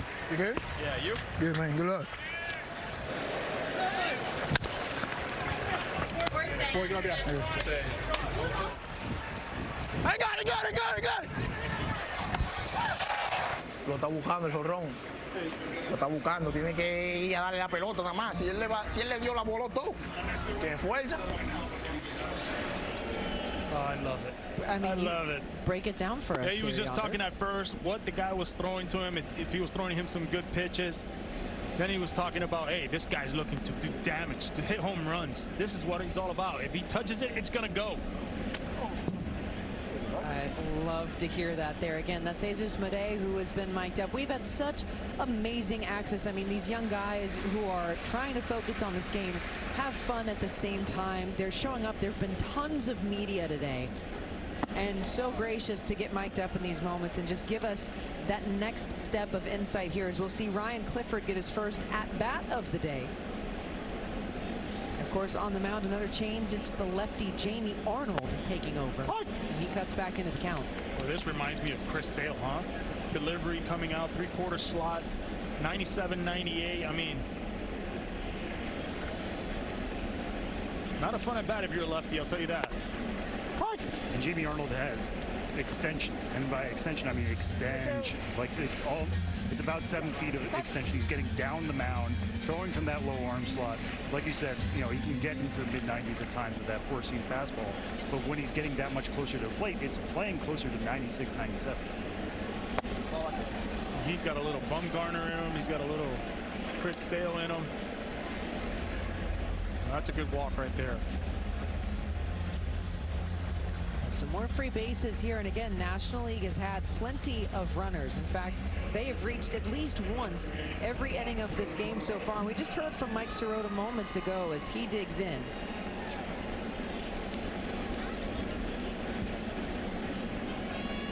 And we have got in the on-deck circle. I mean, again, you talk about access.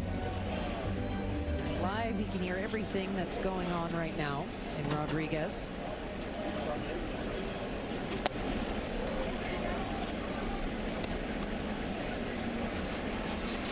What are you seeing right now on the on-deck circle there? Rainier nos escucha. Sí, lo escucho. There we go. I asked him if he was hearing us. Rainier, ¿qué ves del pitch ahora mismo? ¿Puedes repetir que se cortó? ¿Qué ves del pitch ahora mismo que está en el on-deck? ¿El pitch o el bateador? El pitch. So he's in the hole right now. The order is a little scrambled right now as we've got a big strikeout here for Arnold and one away. I wanted to ask him what he saw in the picture. Now you can. He'll be up there. Ahora sí me escuchas. Sí, lo escucho. Ahora sí. ¿Qué ves del pitch? Tiene la forma de tirar como Chris Sale, pero vamos a atacarlo. Well, he says he looks like it's like Chris Sale coming at you, but he's going to attack him. He's going to attack him early. Chris Sale came through loud and clear.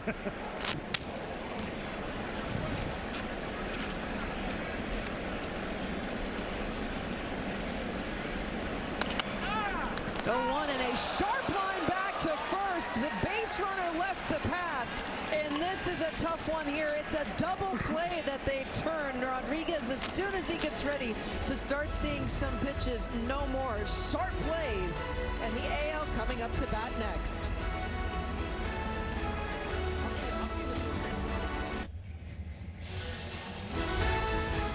Welcome back to the 2026 All-Star Futures Game presented by Nike. With Yonder Alonso, Sam Dykstra, Sandy Charles, I'm Melanie Newman here at Citizens Bank Park in Philadelphia. This has been full of interesting moments so far here, and as we continue to roll through the changes, the American League on top thanks to a 2-run shot from Nathan Flewelling in the last inning. Kevin Alvarez will be the new pinch hitter, and on the mound, tell me if this name sounds familiar to you guys. Mason McGuire. I mean, we talk about some bloodlines, and I know you would expect that last name to be at the plate. But let's just say Dad probably stepped in a few times while he grew up and taught him where not to pitch the ball. Ouch. And that one inside hits Kevin Alvarez. And so his first appearance, the second hit by pitch of the afternoon. We'll continue here. Alvarez is the youngest player in this game, stepping in, trying to show a little bit of something. Obviously has a projectable frame there. He just has to wear it on the front shin. Yeah. Out of Colón, Cuba. Another Cuban. Yeah, really amazing to see with some of these kids. I mean, every one of them has a story about how they are where they are right now. It's special when they get to come over. So McGuire will try to reset here against Nelson Rada, and now he's squirrely and high for ball one to the left fielder from the left side. Well, we know about McGuire and obviously his dad and you know what he's meant to the game, but Mason's making a name for himself, huh? Downhill, 94, 95, kind of climbing up the ladder. And I think this is what we talk about too, is this one gets up and away, and advancing to second goes Alvarez. But you know, the pit, we said all these hitters are going to come out, they're going to swing at some first pitches, they're going to be a little excited about it. You might see some quick outs. We have to remember that these pitchers, it's the same nerves, it's the same energy, and again, a lot of them are starters who are coming out of the pen. It's a very different mindset that they have to adapt to, and by the way, you're in a completely different environment than you've seen. We'll also think where Mason McGuire was just a year ago. He had a partial elbow tear last year. Didn't have surgery, but missed all of last season. Comes back this year. He's now on our top 30 at MLB Pipeline for the Cubs system. He's putting his name on the map, but now he's in a showcase environment. There's still some nerves there. And like you said, coming in a new role, it's going to affect you. There you go. On Rada ahead here, a 3-1 count. If you're Nelson Rada right now, you're looking one pitch, one zone, and you're trying to unleash, right? He would certainly like to. He's ground out and reached on a force out, one of the runs that came home for the American League. He had it there. That is what we call an A swing, kids. All you're thinking about right now is just throw me another one like that. Rada, a 747 OPS, 26 runs driven in. An American League with a little cushion right now. They are looking for their first win since the switch to the AL versus NL side. 3-2. A long look back. They'll appeal to third, and set he went. So it's a strikeout here. Let's take a listen in on this battery set before we started. What on? Curveball, slider, split. Four? Yeah. All right, let's go. Go get him. Hey, what do you got, man? Here we go. Well, Shane Victorino knows what he's got as well. And I mean, again, that reminder, the managers are trying to go through their whole roster. These catchers haven't seen these guys before. Can you just tell me what I'm going to receive here, please? Let me be ready. I know you wanted it. I'll have to give it to him. Good job, man. Oh, and a good move there for Victorino. Again, these guys get it. They know what it feels like. Another arm for the National League side when we return top 7 here in Philadelphia. Yeah, they're talking about it. The MLB.TV All-Star Sale is here. Now available at the low price of $47.99 through July 12th. Blackout and other restrictions apply. Visit MLB.TV for details. Everybody's starting to pack out the park, and this is the coolest part about this week, is you will see all 30 jerseys, t-shirts. They're scattered throughout. It's a real love of the game. And they come and they get to see the guys who they hope they can buy those big league jerseys for very, very soon here. And a pitching change brings on Miguel Sime. He'll face Theo Gillen for the first time and delivers a first pitch strike. We've seen 4 triple-digit fastballs so far in this game. Miguel Sime is absolutely capable of joining that list. It's premium velocity from the right side. He comes from Queens, New York. He went to high school in Brooklyn. Nationals took him kind of as a raw product. He's working with a slider and a changeup in terms of breaking pitches. But they get a ton of the swing and miss because everybody's just trying to sit on the heater. He's pitched at single A and high A last year, just chewing up batters at those levels. Yes, there are some major control concerns here, but the fastball is going to play in the major league someday. I have zero doubt about that. 45 innings, 82 strikeouts. I mean, the stuff is real. With a devastating slider like you're talking about. I mean, you want to talk about Iron Mike machine. That's what the hitters do in the batting cages inside. It's an Iron Mike. It's a fastball downshoot coming at you. This is exactly what this is with that nasty changeup. Good luck. You're sitting on 100 and then you get that changeup at 83 miles an hour. I mean, no thank you. I think Theo Gillen regretted that swing the second his shoulders started to fire. This changeup was halfway paused. And that's how you swing at it. That's what you feel like it. You think it's a fastball coming out of the hand, and then, no, hold on a second. Pull the string on you. So he'll reset here. 2 outs on the inning so far, both from strikeouts. A pair of pitchers between Sime and McGuire. First pitch swinging, JoJo Parker sends it foul, left side, 0-1. Parker got his first chance up, flew out to left in the 5th inning. And again, it's a pair of Rays who have been doing the damage today. You just saw Gillen strike out, but he drove in the run in the 5th. Fluelling with the 2-run home run in the 6th. The cool thing about this game, too, is how many Gatorade Player of the Years there are. Calls the ball, the catcher challenges. So the catcher challenges. He wants an 0-2. As we take a look here at ABS, powered by T-Mobile. And you're not going to win that one. That is well high. National League's out of challenges. And that does it. So National League has no more challenges after they missed one earlier. It is the 7th inning. It's the final inning. Like you said, 0-2. So much better than 1-1 there. At least worth a shot. You can't blame him, truly.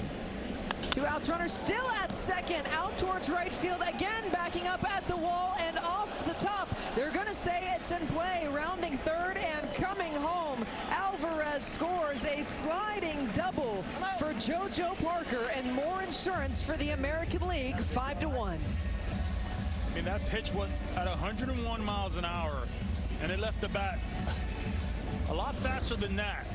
I mean, take a look at this. Fastball hard at the plate. Oh, he's all over it. I mean, the 2-hand finish. Is that a home run, though? Ah, just off the wall right there. Just missed it. That ball was loud off the bat. That speaks to the quality, the barrel control for JoJo Parker, because yes, that was 101 miles per hour from Sime. It's absolute power, but it was center cut. And he was able to stay timed on it, get ahead of it, pull it to right field, do everything you're taught to do nowadays. Lift it, pull it in the air.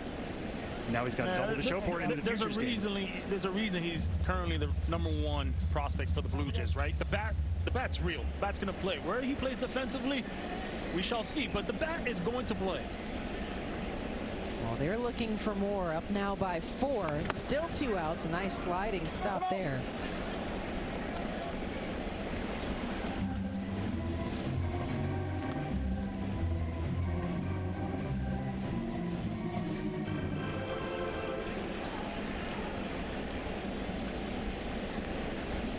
Thing I see from Max Anderson, his ability to lift the baseball.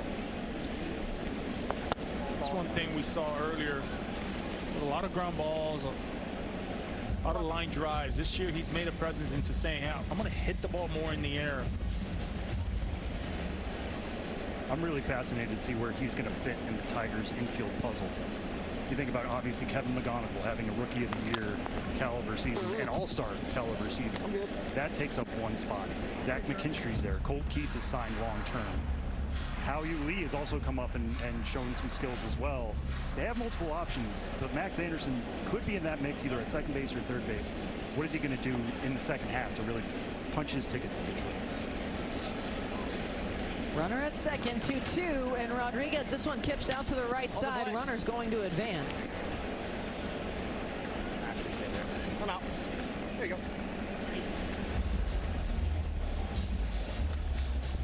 Double oven mitt. Can never be too safe out there. I mean, you also better be fast, in my opinion. That's like wearing the bright cleats. If you've got both of those, you're fast. You better be. And you're cooking. Are we You're cooking on the bases. Okay. However you want to take it. I didn't know if you wanted to be literal with it. If this guy is a secret talent. I'll let the viewers kind of pick and choose where they want to go. He's making the clubhouse cheesesteaks after the game. Now runner at third, still 2 outs. Payoff for Anderson down low. He'll toss the bat, another walk. We're seeing a little bit of the control issues here with C-May because, yes, he can absolutely punch a hole through the catcher if he wanted to, but he's got to locate better. That double for Parker wasn't really well located. It was right down the middle. Now he's being a little too much around the periphery. And when you're going up against a batter like Max Anderson with AAA experience trying to make his Major League debut, they're not going to swing at that stuff. Ralphie Velasquez. Melanie, there's only been 6 extra base hits on pitches thrown over 100 miles an hour. And today, JoJo did it. Velasquez. And what's crazy is that pitch came in at 101. He turns it back out at 96. That just lets you know what's going on in that split second at the plate. Come out. Down low, and they'll ask for time. And you know when he gets back to Dunedin, everybody's going to be asking him. Oh.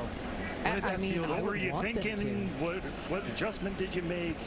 How do I turn around 101? Oh, wait, not everybody can do that, et cetera, et cetera. Take a moment here and have a chance to listen in. That's stuff hard of the zone. Let's go. I love that as Victorino's running out there, he's giving a little smirk to the rest of the field. He is so happy to be here and to see these guys today. Endless source of energy. Like you said, all the good vibes for the coaching staff. You take a look. Last man standing in the bullpen. I don't think they're coming out anytime soon.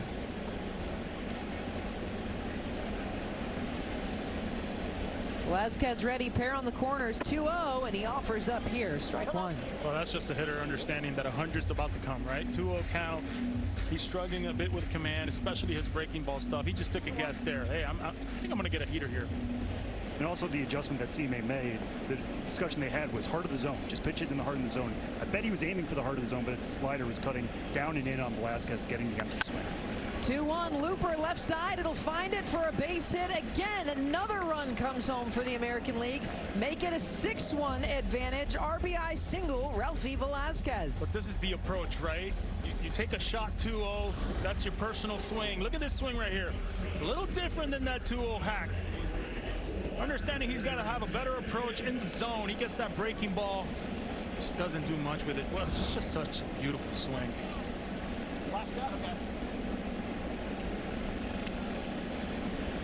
Walker Jenkins with a pair of walks this afternoon. A run coming home off of it as well. He goes after 0-1. Another fastball, 99 from C-May. I've been so impressed by the way they're running the bases. Both teams, the way they're playing defense, but also the approaches, how they've changed throughout the counts, throughout what they see. 0-1, Jenkins left side. It's a foul ball. We've been doing this, Melanie, for quite some time, and you see a lot of strikeouts, you see a lot of soft contact.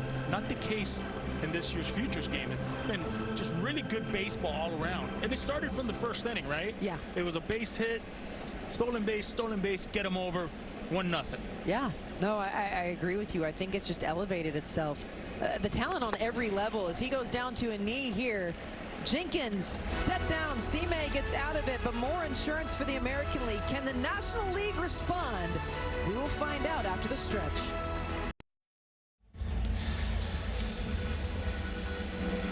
Welcome back in as we open up the bottom of the 7th inning here.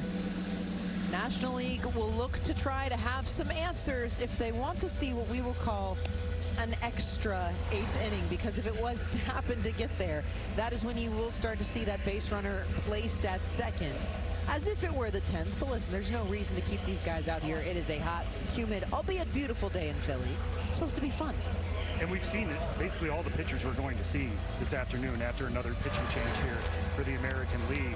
But they basically planned this out to be a 7-inning game. Get all these guys work as much as they can. Get these guys at bats. Get them their spotlight in the showcase. So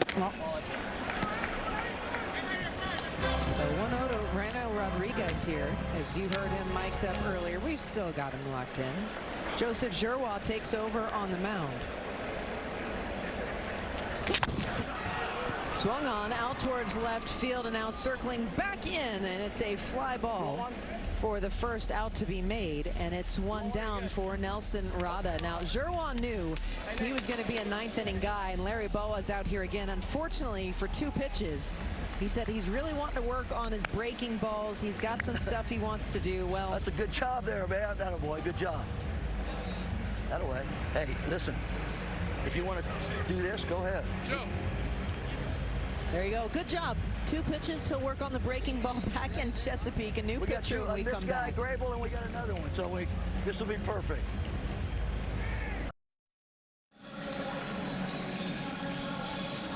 Well, let's make this quick, guys, because we wanted to talk about Joseph Giroux. He's gone after 2 pitches. Ben Grable, the lone Yankees representative this year, will dig in, and you can take a look here, a guy who is used to actually coming out of the pen. You see 4 out of 5 save opportunities through his 28 appearances. He's struck out more than 40% of the batters he's faced this year at high A and double A. It's a 95 to 97 mile an hour fastball that he throws often. Also mix in a mid-80s slider. But the thing that he's learned most about the Yankee system, or through the Yankee system this year in his first full year, is just trust my stuff. And this is a perfect opportunity for that. You got this opportunity, yes, because Carlos Urán dropped out. George Lombard Jr. has been injured. But your stuff got you on this stage. Now just trust it. 0-1 out towards center field. Ranging goes Jenkins. And he makes it an easy out. And outfield again. And guess what, guys? Out comes Larry Boa. That was 2 pitches. And job. You know who's chirping him is Shane Victorino from the other dugout. But listen, he was so important to get all these guys out here. That's right. Hey, Grave. 1 pitch that you earn your money, man. Good job, man. All right. 1 more out, guys. Bad pace of play right here. That ball ain't going nowhere to center field because a couple guys squared those up. Yeah, do you remember how hard that big righty hit that one to center? It was good. Yeah. I think it was close to 100, 101. Well, while you can hear Larry Boa, let's go hear a little bit of the best of today. Oh, buddy. Let's have a lot of fun. All right. Good to see you. Victorino forgot to put the DH. He's over there. The guy says, who's the DH? He says, I don't know. How you doing today? Great to see you.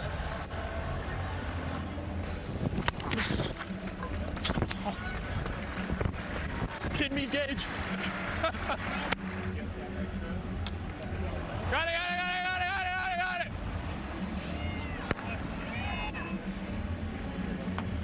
Whoa. Where's the trainer? Hey, you might have got hit in the face, man. I got it. Great play by the third baseman. Stay with it. Wow. What's up, brother? How was that steak last night? It was amazing. I almost did it on my 3-0 count. I thought it was ball center. Don't make it look so easy, kid. Good job, bro. Good job. Come on! Gotta go! Atta boy! Get up! Yeah! Woo! That'll work, baby. Do it. Come on, let's go. Oh, Oh, just an unbelievable time there. And both Larry Boa and Shane Victorino have talked about the fact they want to stay in these guys' lives. Victorino said, I want to be, you know, that other dad for you. The announcers were saying, forgot to put down the BH. They were getting all over it.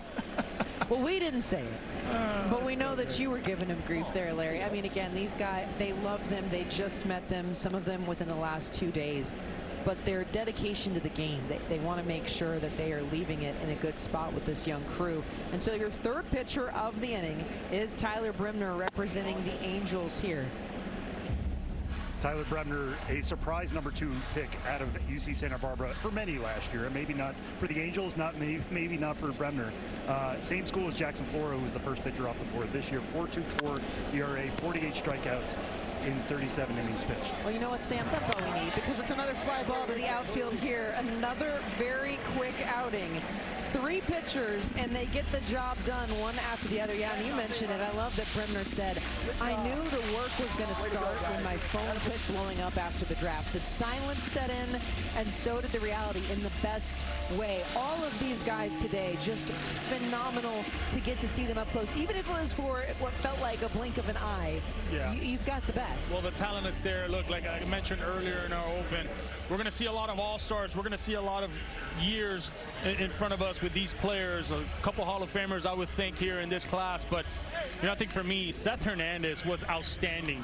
Pittsburgh Pirates arm, I mean, he was as electric as it gets. 2 strikeouts on the day, effortless. It reminded me a lot of Jacob deGrom with the fastball, you know, 98, 99 miles an hour with that curveball. But this is Larry Boa. He said it. He goes, hey, I want you guys to enjoy the moment, have fun, understand what you're doing, but let's win a ball game. And they certainly did that today. They just outplayed the other team, and it was a lot of fun to watch. The future's bright, I'll tell you that. And what stood out to me was just the AL East guys who made a name for themselves. You may not have known about JoJo Parker because he's been at single A all year so far, turning around triple digits for a double. You may not have known about Nathan Flewelling because he comes from Canada and he was a 3rd-round pick, and he's in the Tampa Bay Rays and he's at high A Bowling Green. Now he homers on this stage. We've seen big names homer in Futures games before. I think back to Pete Alonso a few years in Washington. This is how these guys get to grow their reputation. You guys watching at home are going to see these guys on the big stage quicker than you think, given the current nature of the game. So save Nathan Flewelling, save JoJo Parker in your brain, because they're going to be here, maybe not next year, but in 2 years, and they're going to be big stars in that AL East. And to your point, I mean, again, this used to be a U.S. versus world competition. Since it became the AL versus the NL, the American League hasn't won it. They won it that first year in 2019 when the switch happened. Haven't won it since. They get a resounding one today. There's no question about it whatsoever. And you guys said it. I mean, Larry Boa comes out here. Maybe it's because he had the DH picked. We'll have to ask him and Flying Shane about that later and how they feel. But of course, we now have down on the field, Sandy Charles has got such an astounding interview coming your way with the AL side. Thanks, Mel. We are here to present the Larry Doby Award to the MVP of the 2026 All-Star Futures Game. I'm joined by Ken Griffey Jr., Larry Doby Jr., and Chief Baseball Development Officer Tony Regans. We are pleased to announce that Nathan Flewelling is the 2026 recipient of the Larry Doby Award. Congratulations on behalf of the Philadelphia Phillies and Major League Baseball. Thank you. Congratulations. Thank you. Nathan, first pitch, 2-run home run. What did you see down the plate?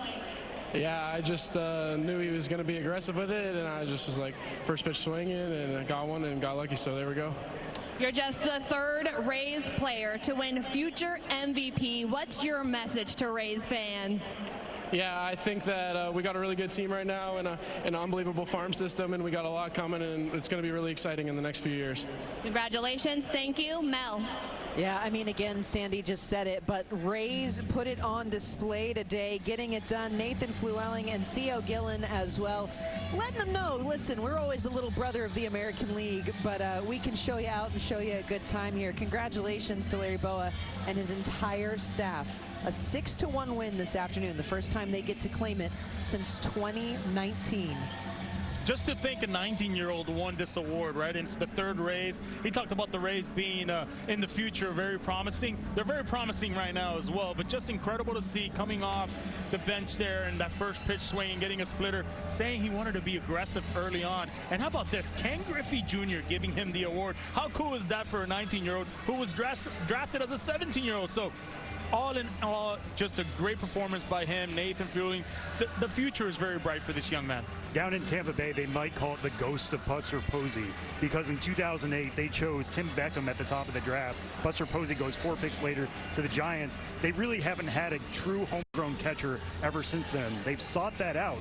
Now they have two really good options, Caden Bodine, who's not at this game, but Nathan Flewelling, we've heard raves about him since the Rays took him 2 years ago. Showed it off last year at Single A, now at High A at just 19 years old. This is another chapter for that. Could he be the guy?